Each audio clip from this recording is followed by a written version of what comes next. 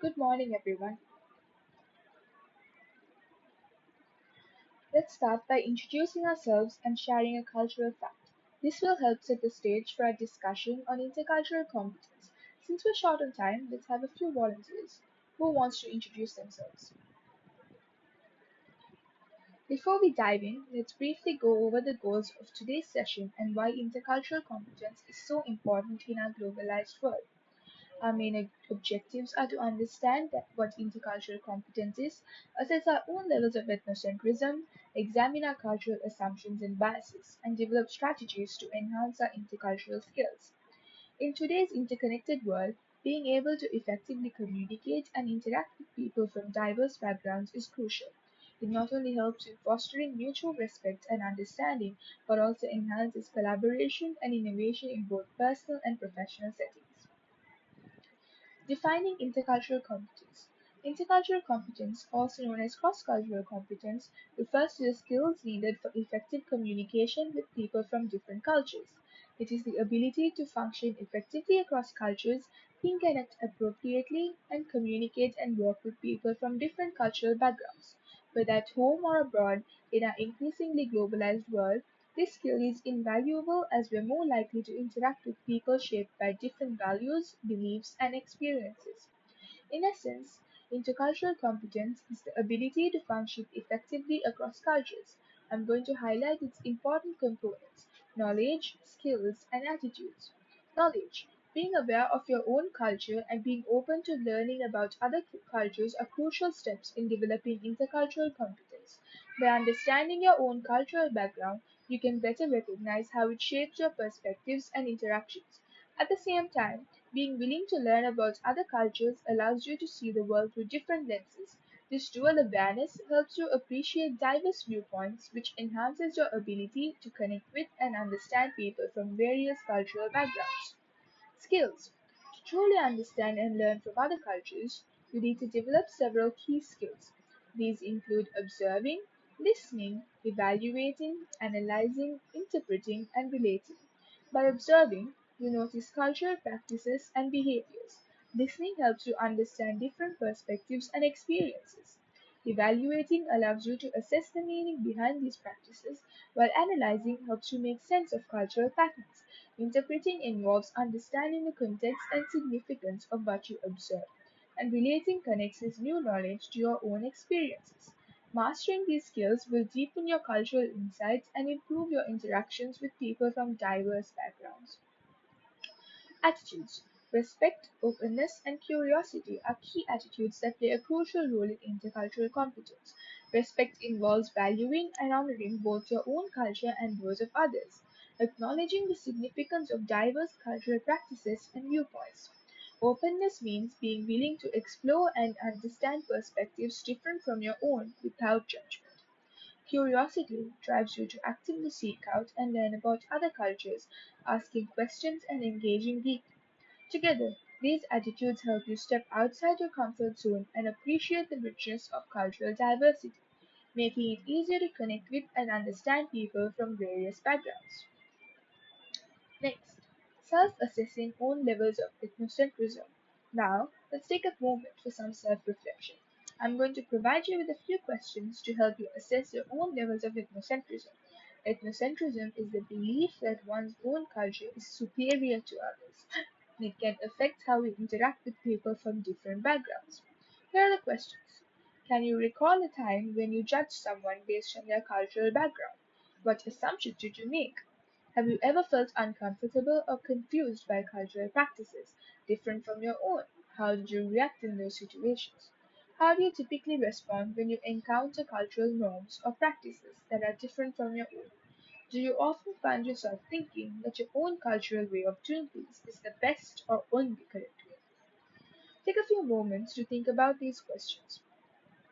Reflect on your answers and consider how your responses might influence your interactions with people from different cultures.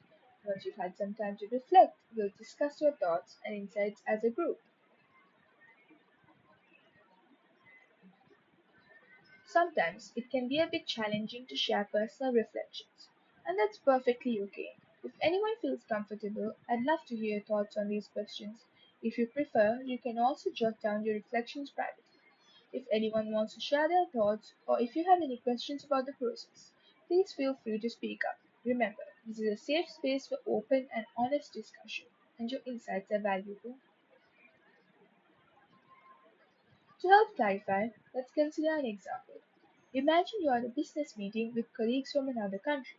During the meeting, you notice that the way they approach decision making is different from what you are used to. Perhaps they spend a lot of time discussing every detail before reaching a decision, while you're accustomed to making quick decisions and moving forward.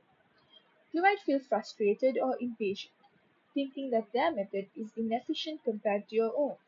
Reflecting on this situation, you could ask yourselves, why did I react this way? Was it because I felt my approach was superior? By examining your initial reactions and feelings, you're engaging in self assessment. This helps you understand whether your responses are influenced by ethnocentrism, where you view your own cultural norms as the right way, rather than appreciating the value of different approaches. I encourage you to think about any similar situations you've experienced and how your cultural background may have shaped your perceptions and responses. Understanding this can help you navigate intercultural interactions more effectively and with greater empathy. Examining own cultural assumptions and biases. Let's look at a fictional case study to explore cultural misunderstandings. In this scenario, Jane, an American project manager, is having a video conference with her Japanese counterparts. Jane is used to direct and efficient communication, which is common in American business culture. However, her Japanese colleagues prefer a more indirect approach, valuing harmony and relationship building. During the meeting, Jane notices her Japanese colleagues are reserved and reluctant to give direct feedback. She interprets this as a lack of interest and becomes frustrated. However, this reaction stems from her own cultural assumptions about how communication should occur. In Japanese culture, avoiding direct confrontation is a sign of respect. Jane's interpretation, based on her cultural perspective, missed this crucial aspect. This case highlights the importance of being aware of our own cultural biases and understanding how they can affect our interactions with others. Let's discuss this case further. What assumptions did Jane make, and how did they impact her view of this situation? How might she have handled the meeting differently? This case study demonstrates how misconceptions can result from cultural presumptions. Because of her cultural upbringing, Jane misinterpreted the Japanese co-workers' actions as disrespectful or antagonistic, when in fact they were following their customs of preserving peace and harmony. Let's discuss. What cultural presumptions did Jane have regarding the communication style of her Japanese co-workers? Jane took her Japanese co-workers' cautious and evasive answers as a sign of disinterest or disengagement. Reflecting her own cultural norms, she felt that the only effective approach to communicate concerns or feedback was to be upfront and straightforward. What impact did these presumptions have on her understanding of their actions? Because of her preconceptions, Jane mistook the restrained demeanor of her Japanese co-workers with disengagement. This miscommunication irritated her and might have damaged her faith in their dedication to the project, which could have prevented productive cooperation. In what other way might Jane have handled the matter to gain a deeper comprehension of the cultural norms among her co-workers? Jane may have studied Japanese corporate communication methods before to the meeting and handled the situation with a more culturally sensitive manner. She may have encouraged her co-workers to express their opinions in a way that respected their cultural norms by posing open-ended questions. Getting to know them and being considerate of their nonverbal cues will also aid in comprehending their viewpoints. Lastly, what approaches might be taken to close these cultural disparities in the future? To overcome cultural differences, Jane could learn about the communication and cultural customs of her co-workers, encourage the creation of an atmosphere where different communication modalities are valued and acknowledged, make use of culturally sensitive feedback approaches, such as offering multiple avenues for input and maintaining open lines of communication, ask clarifying questions, and practice active listening to gain a deeper understanding of the complex input from her co-workers. Developing strategies to enhance intercultural competence. Now that we've discussed the importance of intercultural competence, let's brainstorm some strategies together. I'd love to hear your thoughts on effective methods for improving our ability to interact with people from different cultural backgrounds. Think about practical actions we can take, whether it's through educational opportunities, personal interactions, or other means. How can we better equip ourselves and others to handle intercultural communication challenges? Feel free to share any strategies or ideas you have that might help us navigate and embrace cultural differences more effectively. Now, we'll explore practical strategies to improve our own intercultural skills and help others do the same. We'll discuss how to educate ourselves about different cultures, develop self awareness, enhance our communication, and build strong cross cultural relationships. Firstly, educate yourself. To enhance our intercultural competence, it's essential to start by studying the customs, beliefs, and behaviors of various cultures. This helps us gain a deeper understanding of how different cultural viewpoints shape people's actions and perspectives. By learning about these cultural nuances, we become better equipped to interact respectfully and effectively with others from diverse backgrounds. Additionally, attending seminars and training sessions on intercultural competency is a valuable step. These sessions provide in depth knowledge and practical skills that are crucial for navigating cross cultural interactions. They offer insights into how to manage cultural differences, improve communication, and build stronger relationships with people from different cultures. Develop self awareness. To truly enhance our intercultural competence, it's crucial to start by examining our own biases. Reflect on your own cultural assumptions and prejudices. Ask yourself, how do these biases affect the way I interact with people from different backgrounds? Understanding your own perspectives is the first step towards improving how you engage with others. Additionally, seeking input from friends or colleagues who come from diverse cultural backgrounds can offer valuable insights. By regularly asking for their feedback on your cross cultural interactions, you can gain a different perspective and identify areas where you might need to adjust your approach. This feedback helps you see things from other viewpoints and refine your skills in intercultural communication. Next, enhancing communication skills. To effectively communicate across cultures, it's essential to engage in active listening. This means truly focusing on what people are saying, both through their words and their nonverbal cues. Pay close attention to their tone, body language, and facial expressions, as these can provide important context and meaning. Additionally, in sharing your own thoughts, strive to be clear and respectful. Consider the different communication styles that might be influenced by various cultural backgrounds, and make an effort to express yourself in a manner that is both straightforward and courteous. This approach ensures that your message is understood and that you are showing respect for the diverse ways people communicate. Let's investigate how we might improve cross-cultural communication by leveraging the beneficial aspects of our own cultural presumptions and prejudices. Though presumptions and biases can occasionally result in misunderstandings, when handled carefully, they can also provide insightful information. Think about the ways in which your cultural heritage shapes your relationships and viewpoints.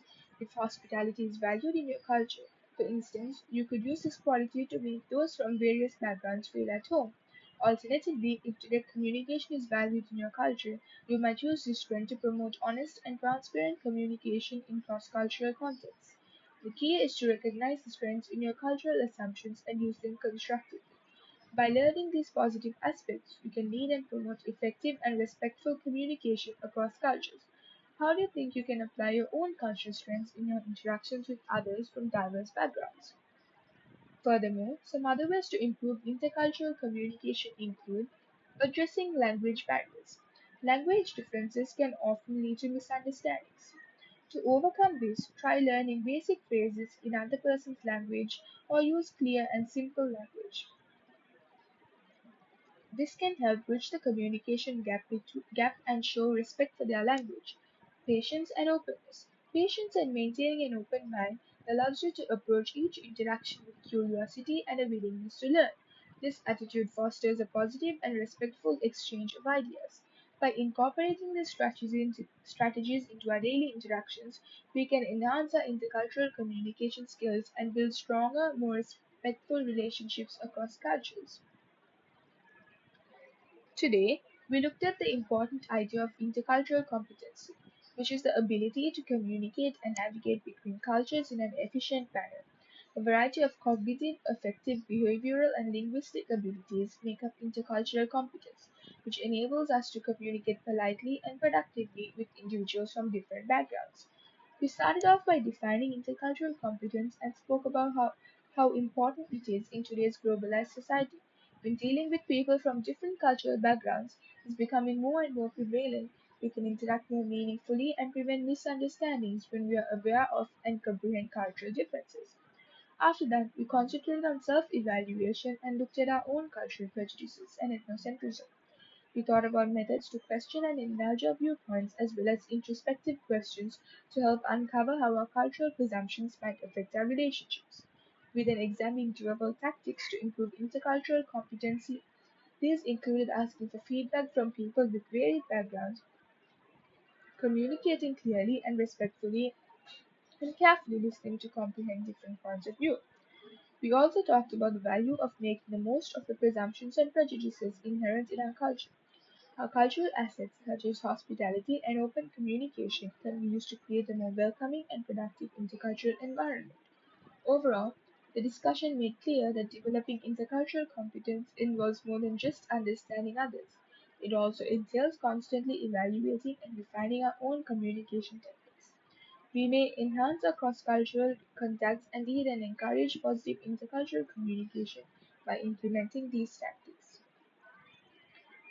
Now that we've covered the key concepts and strategies for enhancing intercultural competence, it's time to assess our understanding and gather some insights. To do this, we'll use a quick and interactive poll. This will help us gauge how well we've grasped the material and identify any areas where we might need further clarification.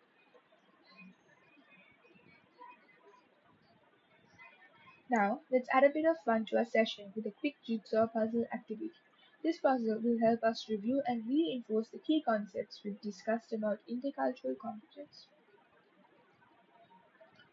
Thank you for engaging in today's session on intercultural competence. I'd like to invite you to share your thoughts on the session. What did you find most helpful or insightful? Are there any areas where you think we could improve or include additional information? Feel free to share your feedback on the strategies we discussed or any thoughts on how we can better address intercultural communication challenges.